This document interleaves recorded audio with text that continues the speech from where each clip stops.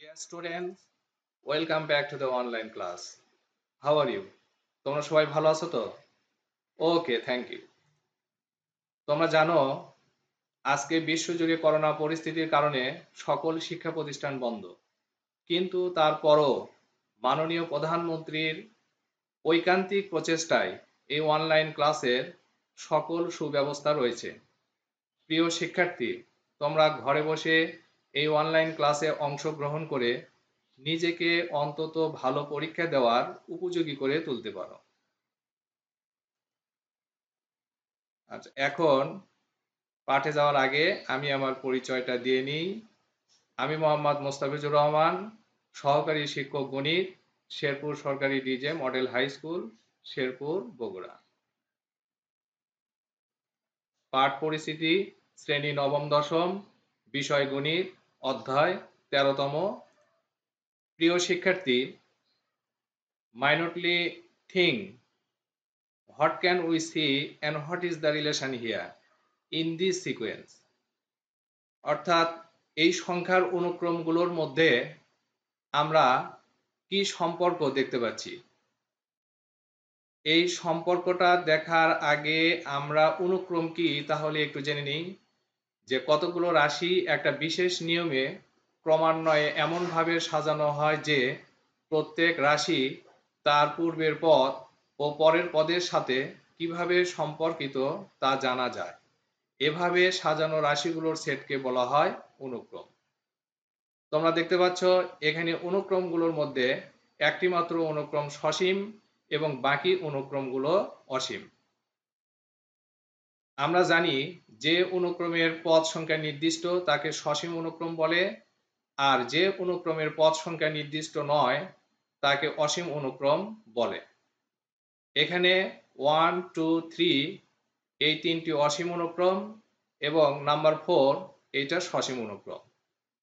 আমরা এই অনুক্রমগুলো লেখার সময় প্রত্যেক পদের পরে কমা ব্যবহার করব, কারণ অনুক্রমের শর্তই হচ্ছে প্রত্যেক পদের পরে কমা চিহ্ন দিতে হবে। প্রিয় শিক্ষার্থী, এই 1 এবং 2 তাহলে তোমরা লক্ষ্য করো, যেমন 3 - 1 = 2, 5 - 3 = 2, 7 - 5 = 2। অর্থাৎ পরপর দুটি পদের পার্থক্য সমান। সুতরাং সেম এই 1 and 2 দুটোকেই আমরা বলবো সমান্তর অনুক্রম। এরপর 3 এবং 4 এর দিকে যদি আমরা লক্ষ্য করি, যে 4 - 2 = 8 - 4 = 4 আর 16 - 8 = 8। অর্থাৎ পরপর দুটি পদের বিয়োগফল 1 নয়। সুতরাং এখানে পরপর দুটি পদের অনুপাত সমান, যেমন 4/2 = 8/4 = 16/8 = 2। সো এই 3 এবং 4 এটাকে আমরা বলতে পারি গুণোত্তর অনুক্রম। তাহলে এবার আমরা দেখব এই সমান্তর অনুক্রমের পদগুলো পরপর যোগ করলে আমরা পাবো সমান্তর ধারা, আর গুণোত্তর অনুক্রমের পদগুলো প্লাস চিহ্ন দ্বারা যুক্ত করলে তাকে আমরা পাবো গুণোত্তর ধারা। তাহলে আজ সমান্তর ধারা ও এর সমাধান নিয়ে আলোচনা করব। পাঠ শিরোনাম সমান্তর ধারা। শিখন ফল। এই পাঠ শেষে শিক্ষার্থীরা তোমরা সমান্তর ধারা কি তা বলতে পারবে, সমান্তর ধারার সাধারণ অন্তর নির্ণয় করতে পারবে, সমান্তর ধারার সাধারণ পদ এবং সমষ্টি নির্ণয় করতে পারবে। তাহলে দেখি আমরা সমান্তর ধারা কি। যদি কোনো ধারার যে কোনো পদকে তার পূর্ববর্তী পদ থেকে বিয়োগ করলে প্রতি ক্ষেত্রে বিয়োগফল একই সংখ্যা পাওয়া যায়, তাহলে তাকে সমান্তর ধারা বলে। অ্যাজ ফর এক্সাম্পল, এটি একটি সমান্তর ধারা। দেখো, দ্বিতীয় পদ মাইনাস প্রথম পদ, তৃতীয় পদ মাইনাস দ্বিতীয় পদ, আর চতুর্থ পদ মাইনাস তৃতীয় পদ। অর্থাৎ নিচের দিকে লক্ষ্য করলে দেখা যায় প্রতি ক্ষেত্রে পরপর দুটি পদের পার্থক্য সমান, তাই এটি একটি সমান্তর ধারা। একটি সমান্তর ধারার প্রথম পদ এ, সাধারণ অন্তর ডি এবং পদ সংখ্যা n হলে ধারাটির n তম পদ equal a plus n minus 1 into D এবং ধারাটির n সংখ্যক পদের সমষ্টি Sn equal n divided to into twice a plus n minus 1 into D. তোমরা দেখো যে দুটা সূত্র এখানে আমরা দেখতে পাচ্ছি, এই দুটা সূত্রের প্রমাণ গত ক্লাসে তোমাদেরকে দেখানো হয়েছে। তাহলে আজ আমরা এই সূত্র দুটির সাহায্যে কিভাবে সমান্তর ধারার সমস্যাগুলো সলভ করা যায় তা আমরা দেখব। Keep watching. এটি একটি সমান্তর ধারা। এটিকে আমি এইভাবেও লিখে নিতে পারি 4 প্লাস ফার্স্ট ব্র্যাকেটে -7 প্লাস ফার্স্ট ব্র্যাকেটে -18 প্লাস ফার্স্ট ব্র্যাকেটে -29 প্লাস এইভাবে আমরা লিখতে পারি। এটি একটি অবশ্যই সমান্তর ধারা। দেখো প্রথম পদ a ইকুয়াল 4, সাধারণ অন্তর d ইকুয়াল দ্বিতীয় পদ -7, তারপরে মাইনাস প্রথম পদ 4 ইকুয়াল -11। যদি আমরা তৃতীয় পদ থেকে বিয়োগ করি, তৃতীয় পদ মাইনাস দ্বিতীয় পদ, তাহলে দেখো -18 মাইনাস ফার্স্ট ব্র্যাকেটে -7, তাহলে -18 মাইনাসে প্লাস 7 ইকুয়াল -11। আমরা একটা সমান্তর ধারার সাধারণ অন্তর নির্ণয় করলাম। Do you understand everybody? Okay, thank you. এখন আমরা দেখব যে একটা সমান্তর ধারার যোগফল কিভাবে নির্ণয় করা যায়। এখানে প্রথম পদ a ইকুয়াল 5, সাধারণ অন্তর d ইকুয়াল দ্বিতীয় পদ মাইনাস প্রথম পদ ইকুয়াল 5। এই ধারার শেষ সংখ্যা 50, তাহলে আমরা এটাকে ধরে নিব n তম পদ 50। শর্ত মতে এই n তম পদের সূত্র a plus first bracket n minus 1 into D equal 50। Now a এবং d এর মান, এই যে এখানে লক্ষ্য করো, আমরা মান বসিয়ে যদি সমাধান করি 5 plus 5n minus 5 equal 50, 5 and 5 cancel, 5n equal 50, অতএব n ইকুয়াল 10। তাহলে আমরা পদ সংখ্যা পেলাম কত? 10। এই পদ সংখ্যাটা তোমরা এইভাবেও বের করতে পারো। দেখো যে এটি একটি সমান্তর ধারা যার প্রথম পদ a ইকুয়াল 5, সাধারণ অন্তর d ইকুয়াল 10 মাইনাস 5 ইকুয়াল 5, আর এই ধারার শেষ সংখ্যা সেটাকে আমরা বলবো শেষ পদ p ইকুয়াল 50। তাহলে পদ সংখ্যা n equal p minus a divided d plus 1 equal, তোমরা দেখো যে p, a এবং d এর মান আমরা এখানে বসালাম, তারপর plus 1 equal 45 divided 5 plus 1 equal 9 plus 1 equal 10। আমরা এইভাবেও এই পদ সংখ্যা বের করতে পারি। এবার আমরা এই সমান্তর ধারার যোগফল নির্ণয় করব। তাহলে সমান্তর ধারার আমরা সূত্র জানি, Sn equal n divided 2 into twice a plus n minus 1 into d equal, n এর জায়গায় আমরা বসাবো কত?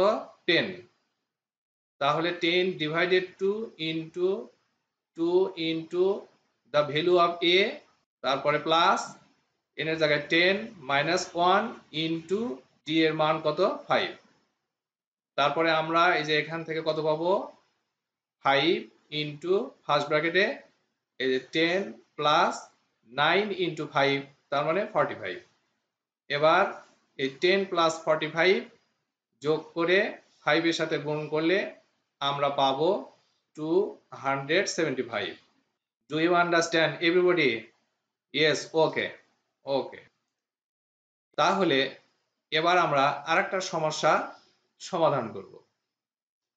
দেখো এখানে একটি সমান্তর ধারার p তম পদ q এবং q তম পদ p হলে ধারাটির p প্লাস q তম পদ কত। তাহলে যেহেতু এটি একটি সমান্তর ধারা, তাহলে আমরা ধরে নিব, মনে করি প্রথম পদ এ এবং সাধারণ অন্তর ডি। এই যে উদ্দীপকে দেখো পি তম পদ কিউ, তাহলে এই যে পি তম পদ কিউ। এবার এই পি তম পদের সূত্র লিখব A plus first bracket P minus 1 into D equal Q, সমীকরণ 1। অনুরূপ ভাবে কিউ তম পদ পি, এখন এই কিউ তম পদের সূত্র আমরা লিখি A plus first bracket Q minus 1 into D equal P, সমীকরণ 2। নাও সাবট্রাক্ট 2 ফ্রম 1, অর্থাৎ 1 থেকে 2 বিয়োগ করব। দেখো সমীকরণ 1 এর বাম পাশে যা আছে এটা আগে লিখে নিব, তারপর সমীকরণ 2 এর বাম পাশে যা আছে এর আগে আমরা মাইনাস দিব। দিলে এই যে এখানে দেখো প্লাসের কাছে কি হবে মাইনাস, আর যেহেতু ফার্স্ট ব্র্যাকেট উঠাই দিচ্ছে না, সুতরাং এটা এই অবস্থায় থাকবে ইকুয়াল সমীকরণ 1 এর ডান পাশে দেখো কিউ, আর যেহেতু বিয়োগ করব তাহলে মাইনাস পি। আচ্ছা, তাহলে এখানে এ এবং এ ক্যান্সেল। নাও ডি ইন্টু, অর্থাৎ ডি আমরা কমন নিচ্ছি, তাহলে পি মাইনাস 1, আর এই ফার্স্ট ব্র্যাকেটের আগে এখানে কি আছে মাইনাস, এই মাইনাসের কারণে ফার্স্ট ব্র্যাকেটটা উঠাই দিলে Q plus 1 equal Q minus P. Minus 1 এবং প্লাস 1 কাটা, D into P minus Q equal, এখান থেকে আমরা এইটা সমান করে নেওয়ার জন্য এই মাইনাসটা কমন নেব, তাহলে এই পি আমরা আগে লিখব, আর কিউর আগে যে প্লাস আছে এটা মাইনাস হয়ে যাবে। আচ্ছা, তাহলে দেখো P minus Q cancel. Now we get D equal minus 1। এবার উদ্দীপকে ধারাটির পি প্লাস কিউ তম পদ কত এটা বের করতে বলছে। তাহলে ধারাটির পি প্লাস কিউ তম পদ সমান আমরা লিখব A plus first bracket P plus Q minus 1 into D. তোমরা এখানে একটু ভালো করে দেখো, এই সমীকরণ 1 এবং সমীকরণ 2 এই দুটোর যে কোনো একটার মতো এখানে আমরা কি করব, সিস্টেম, যাকে বলা হয় সাইজ। এই যে দেখো A plus first bracket P minus 1 into D, তারপরে আমরা এই যে এখানে দেখো প্লাস কিউ, তার সাথে গুণন করে দিব ডি, তাহলে Q D. The value of A plus P minus 1 into D, equation 1 কত পেলাম, Q plus Q into D এর পরিবর্তে মাইনাস 1, তাহলে কিউ মাইনাস কিউ ইকুয়াল 0। শিক্ষার্থীরা তোমরা এটা বুঝতে পেরেছো? Yes, okay okay. তাহলে এইবার দেখো আরেকটা সমস্যা এখানে আমরা দেখতে পাচ্ছি, এই সমস্যাটা কিভাবে আমরা সলভ করব এইটা তোমরা দেখো। কোন সমান্তর ধারার 11 তম পদ 60 হলে এর প্রথম 21 অর্থাৎ 21 পদের সমষ্টি কত। তাহলে গিভেন দ্যাট এই 11 তম পদ ইকুয়াল 60, আর এখানে পদ সংখ্যা n ইকুয়াল 21। মনে করি প্রথম পদ এ, সাধারণ অন্তর ডি। এই 11 তম পদ, তার আগে আমরা জানি n তম পদ equal a plus n minus 1 into D. এবার এই n তম পদের জায়গায় তোমরা লিখবে 11 তম পদ equal a plus 11 minus 1 into D equal, এই 11 তম পদের মান এই যে এখানে লক্ষ্য করো দেওয়া আছে কত, 60। দেন a প্লাস, এখানে বিয়োগ করলে আমরা পাবো 10, ডি গুণন করলে 10d ইকুয়াল 60। তাহলে এবার ধারাটির 21 পদের সমষ্টি বের করতে বলছে। তার আগে আমরা লিখে নিতে পারি সূত্র, ধারাটির প্রথম n পদের সমষ্টি equal n divided to into twice a plus n minus 1 into D. এবার এই ধারাটির প্রথম n এর জায়গায় আমরা লিখব 21 পদের সমষ্টি। এবার ধারাটির প্রথম n এর জায়গায় আমরা লিখব 21 পদের সমষ্টি equal 21 divided to into twice a plus, এখানে n এর জায়গায় লাগবে 21 মাইনাস 1 ইন্টু ডি। দেন এই 21 ডিভাইডেড 2 ইন্টু টয়েস এ প্লাস এখানে বিয়োগ করো 20 তার সাথে ডি গুণ করলে 20d। নাও 21 ডিভাইডেড 2 এখানে ইন্টু এখান থেকে আমরা কি করব 2 কমন নেব। দেখো a প্লাস a 2 দিয়ে ভাগ দাও 10d, এই 2 and 2 ক্যান্সেল। নাও এই যে দেখো 21 into the value of a plus 10d equation 1, এই যে এখানে দেখতে পাচ্ছি কত 60, এখানে 60 মাশাআল্লাহ। এবার এই দুটো আমরা গুণন করব, তাহলে 1260। ডিয়ার স্টুডেন্টস, এই যে আজকে সমান্তর ধারা নিয়ে তোমাদের সামনে আলোচনা করলাম, এই সমান্তর ধারার দুটি সূত্রের মাধ্যমে কিভাবে সমস্যার সমাধানগুলো করা যায় সেগুলো আমি তোমাদের আজকে দেখালাম। এই সমস্যাগুলো তোমরা আবার বাসায় বসে এইভাবে আবার করার চেষ্টা করবে, আশা করি তোমাদের কাছে খুব সহজ মনে হবে। এবার তোমাদের একটা আমি বাড়ির কাজ দিব। একটি সমান্তর ধারা m তম পদ n এবং n তম পদ m ক উপরের তথ্যকে দুইটি সমীকরণের মাধ্যমে প্রকাশ করো। খ ধারাটির m প্লাস n তম পদ নির্ণয় করো। গ উদ্দীপকের ধারাটির প্রথম m প্লাস n পদের সমষ্টি নির্ণয় করো। এই সৃজনশীলটা তোমরা বাসায় বসে প্র্যাকটিস করবে যে কিভাবে এটা করা যায়। ডিয়ার স্টুডেন্টস, এই ধরনের সৃজনশীল নিয়ে নেক্সট ক্লাসে আমি আবার উপস্থিত হব। তোমরা অবশ্যই সেই ভিডিওটা ভালো করে দেখবে। তোমরা মনে রাখবে যে SSC examination is very নিয়ারার, for this it's very important, so you will solve the problem at your residence. No more now. Thank you. Take care of your health with health.